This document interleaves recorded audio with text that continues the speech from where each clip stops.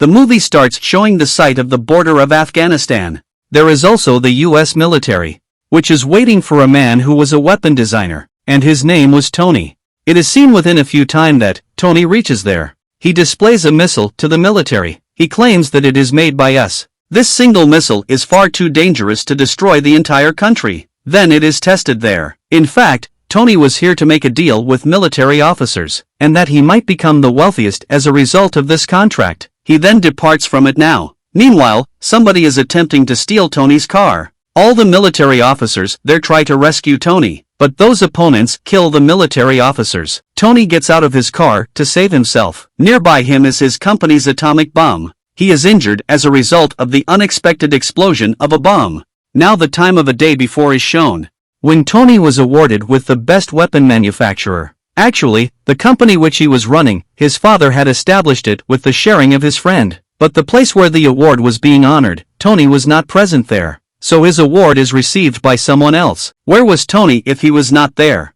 He was in gambling club where that man visits who had received his award. He hands him over his award. Tony says, "Where will I save it? I have no capacity at my house." Giving that award to the people, he leaves from there. A press reporter asks Tony, arriving there, "Are you contented that you are manufacturing the new weapons? And they are deadly weapons that can not only destroy the life of individual but the whole country." Tony says, "Yeah." Then Tony is told that his seats are reserved in airplane to Afghanistan. And Tony lands Afghanistan through his private airplane. Now the scene changes to the current time. Being senseless, Tony is attached to a battery. He is left shocked, coming into the senses. Why are the batteries attached with me? Restoring his consciousness, he asked a man standing beside him, "What is happening with me?" That man tells, "Many bomb metal pierced into your body when it exploded. These fragments were too tiny so we could not remove them out. There was only one solution to stop those fragments reaching your heart, so we are using electromagnet. You need not to be worried." The terrorist group is known to have kidnapped Tony. Then the leader of that terrorist group arrives.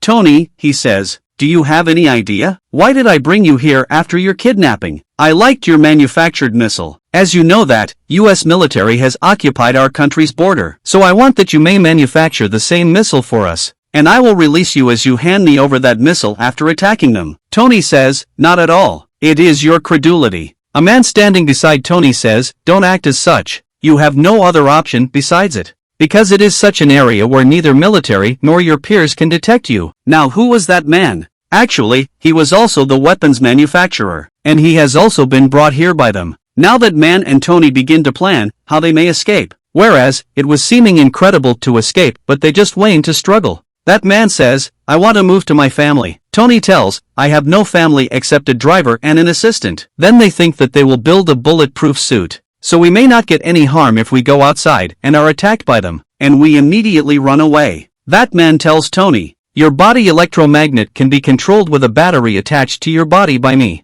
Now it will have to be searched so we may escape, making it effective." But they needed a high-power battery for that suit, which may make that suit working. On the other side, the head is still thinking that they are perhaps building that missile for him, so he continued to provide the materials, since he is unaware of the material properties needed to construct a missile. The news of building that suit also travels to the head as it is prepared. Being aggressive, he wounded that man who was assisting Tony to build this suit. Wearing that suit, Tony activates it properly. He also brings that electromagnet power in it, and he starts to kill all those people presented there. And wearing the same suit, he escapes from that cave. Coming outside, he destroys all weapons, and he flies through suit's rocket launcher. He falls down in a desert where his team searches him out, and it brings him at that place where they used to live. There are also Tony's father friends, who had pioneered this arms industry along with him. Tony says, "I want to be on the live stream and also want to hold a press conference." Now it is seen that Tony is communicating with the press reporters. He tells that I had been abducted by Afghans. They put a demand that I may manufacture weapons for them. I have thought that my weapons are creating the havoc, and they also want to break out the war, getting my manufactured weapons, so I don't wish it. I am closing my industry. I am not going to manufacture such weapons in case I don't close the industry. And that man who was the friend of Tony's father says to all, "No, the fact is opposite. Tony recently has reached here, rescuing himself. He is not stable. He is grieved, so talking nonsense. It is not going to be held as such." Tony leaves from there, and that man also pursues Tony. He asks Tony, "What happened?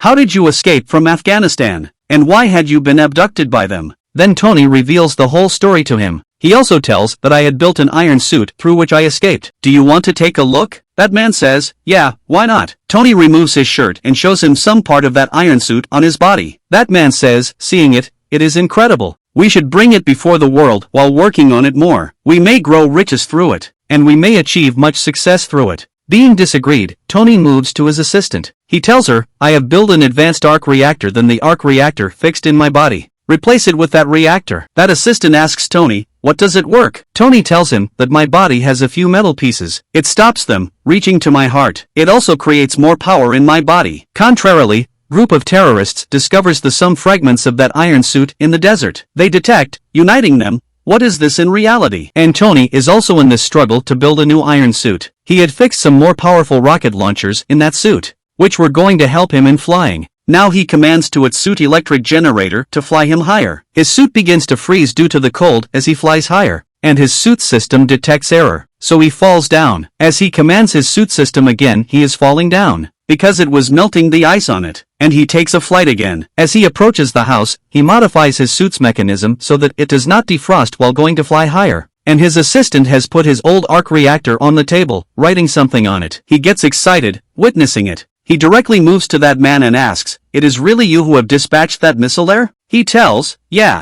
I had to do it. Tony says, have you any idea that the present terrorists are killing people in a large numbering there? And you supported the same terrorists. It is not the mission of our industry. But he ignores him completely. And Tony returns to house, and he himself tries to work on it. He makes his suit more powerful. He had used the technology of every type in it, which can fire the little rockets with the other firing. Tony instantly flies to Afghanistan wearing that suit, where he battles with all terrorists, including their leader, and he fires a little rocket there through his suit. Consequently, that place is ruined. That place's Air Force also knows that there has been held a great explosion, but they are unable to discover Ironman. Then Tony calls that friend who had visited gambling club to hand him over the award. He tells him, it is me who have exploded it all. Kindly, tackle this matter. Then he is asked that, who is involved in these attacks? He says, it is possible that many enemies had attacked together. It means, he keeps Tony out of suspicion. Tony's father friend is surprised, hearing it. Is someone disappeared after attacking as such? He quickly moves to Afghanistan and converses with the terrorists. Those terrorists say, we have known who was behind the scene, but we are silent at that moment until we expose the complete reality. It is Iron Man because we have got some fragments of his suit in the desert. That terrorists say to that man, we can reveal the suit design if you pay us. But Tony's father friend does not act upon it, even he brings the suit back, threatening them.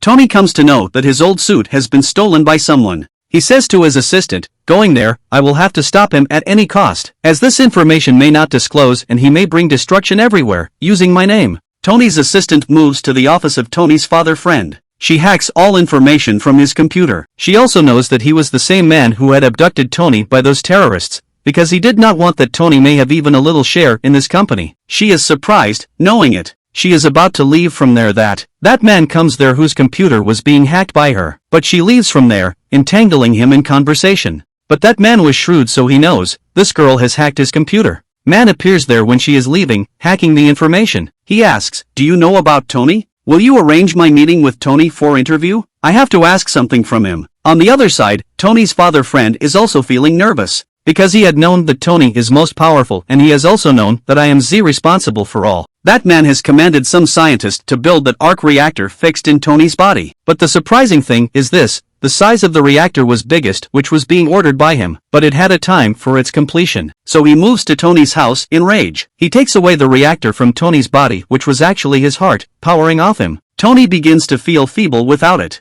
Now he was not going to survive for a long time without this. Then he remembers that his assistant had given him an old arc reactor. He immediately covers his body with that suit, adjusting the source of power. Now Tony's father friend had left, taking that power source of Tony. He had built a great iron giant which he called Ironmonger. That man fixes that arc reactor into it which had been taken out from Iron Man's body. Being activated, it emerges multi-powers. Within this time, the real Iron Man had also approached there, and there is tough fight between them. They come on the road while fighting. Then Iron Man remembers that this suit is not properly mended till this time. It means that it will freeze while flying higher. He instantly begins to fly high, so Ironmonger also chases him. Ironmonger's suit begins to freeze as they fly higher. Being feeble, it starts to fall down. Reaching down, it is again powered up. Now it starts to attack Iron Man. Now where do they fall down?